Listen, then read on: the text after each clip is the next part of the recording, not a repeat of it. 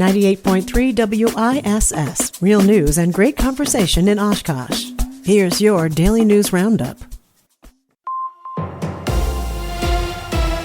98.3 and 96.5 WISS News, I'm Lisa Hale. A commitment to the community has inspired local real estate developer Logan Youngbacher to enter the political arena by running for Oshkosh Common Council. I believe that Oshkosh deserves leadership that is focused on long-term goals and real results that work and affect people's everyday lives.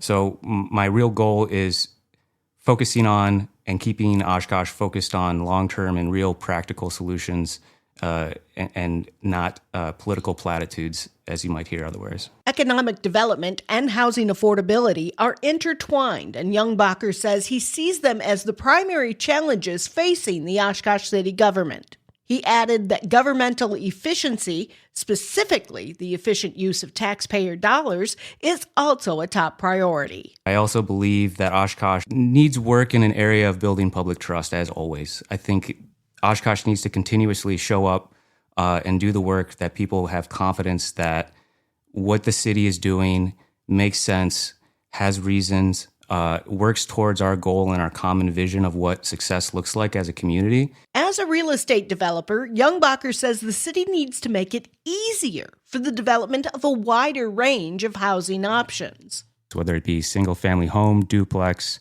triplex, apartments, there's a whole continuum of different housing options out there. And as we've seen in the housing study that was completed just a couple of years ago, we're really lacking a lot of different options for people. 8 candidates are running for the 3 at-large Common Council seats. The primary is February 17th. To learn more about Youngbacher and to hear the complete interview, see our story at WISS.FM. Paying sales tax on menstrual products could be a thing of the past if 2 Appleton lawmakers from opposite sides of the political aisle get their way. Representative Lee Snodgrass, a Democrat, and Senator Rachel Cabral Guevara, a Republican, are introducing legislation to eliminate the 5% sales tax on menstrual products. There was a press conference Tuesday with the Women's Fund and the Monthlies Project, where Representative Snodgrass called the tax regressive and discriminatory. The American Medical Association has deemed menstrual products essential for women's health and has called the tampon tax a regressive penalty that disproportionately burdens those who can least afford it. The sales tax on menstrual products treats individuals differently based solely on their sex. Snodgrass said 32 other states in the country have already introduced and passed similar legislation. A recent study shows that the Oneida Nation has more than $1 billion impact on our state's economy. Connie Fellman reports. The independent study was conducted by St. Norbert's College for Business and Economic Analysis. The study shows the tribe is responsible for more than 5,000 jobs and over $300 million in employee compensation in Brown and Outagamie counties. Tribal leaders say the study continues to validate Oneida as an economic driver in the local as well as regional and state economy. Chairman Tahasi Hill says while he's proud of the tribe's economic contributions, there are still needs to be met within the tribe, including affordable housing, addiction, education, and more. I'm Connie Fellman for Civic Media News. Wisconsin Democrats want to legalize recreational and medical marijuana. The bill introduced Monday would make recreational cannabis legal for adults 21 and older and would legalize medical marijuana for those 18 and older and for minors with parental consent. Representative Ahmad Rivera Wagner of Green Bay, one of the authors, said in a press release, Wisconsin is losing revenue to other states that allow it already. In September, Wisconsin Republicans introduced a bill to legalize medical marijuana. This is the time of year where we gather our W-2s, the 1099s, the retirement statements, all to prepare for our taxes. And the Wisconsin Better Business Bureau is reminding residents to be on the lookout for tax scams with the filing season coming up. According to a press release, one of the most common scams that crops up around this time of year involves scammers posing as IRS officials and trying to trick their potential victims into paying them or sharing personal information. The Better Business Bureau is recommending residents file their taxes early to avoid scams, work with trustworthy tax professionals, and contact the IRS directly if they receive a questionable request.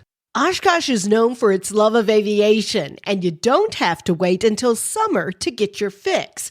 On February 7th, Winter Flight Fest at the EAA Aviation Museum features a ski plane fly-in, weather permitting, and lots of family activities, including simulations of what the Wright brothers' first powered flight was like, and building a helicopter from recycled household materials. Details for the event can be found on the EAA website. I'm Lisa Hale for 98.3 and 96.5 WISS News. For news anytime, visit WISS.FM.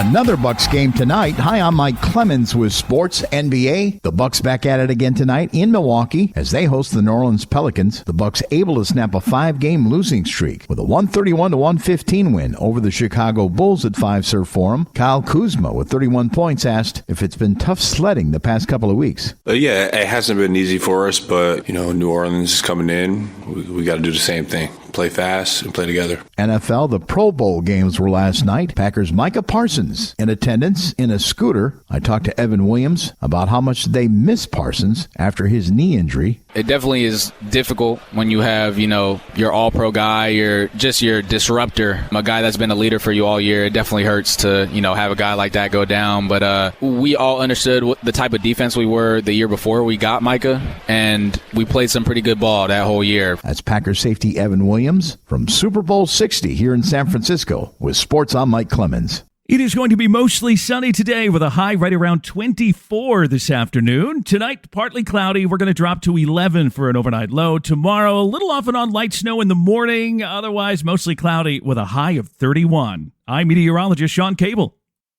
That's your daily news roundup for 98.3 WISS in Oshkosh. Find more news anytime at WISS.FM. Subscribe to this podcast on Spotify, Apple, or wherever you find your podcasts.